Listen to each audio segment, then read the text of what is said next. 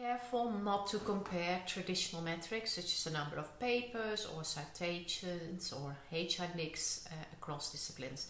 If you don't know what the H-index is, it's a combination of publications and citations in that it counts the number of papers that have had a certain amount of citation impact.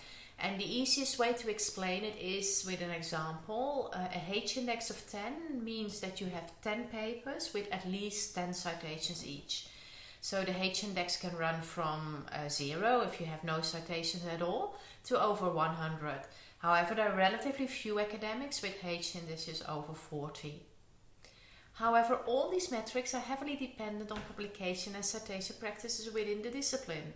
For instance, in the life sciences, academics publish much more but shorter papers with lots of co-authors. In the humanities, academics might be working for years on a single book. Moreover, in the humanities, citations are much less frequent and they might in some cases even signal disagreement with an argument rather than agreement.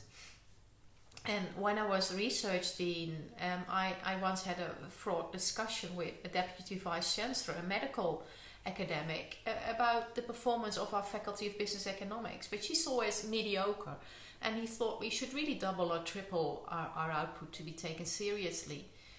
I managed to explain to him that given that we already ranked in the top 30 in economics and business worldwide, even just doubling our performance would see us shooting up to number 1, leaving Harvard, Stanford and MIT way behind us. So yes, comparisons across disciplines are fraught.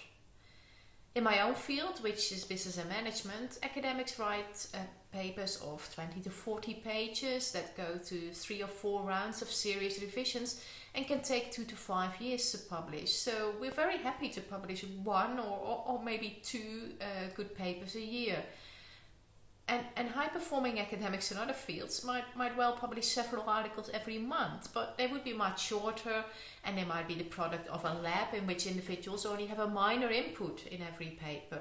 The review process is also generally much quicker.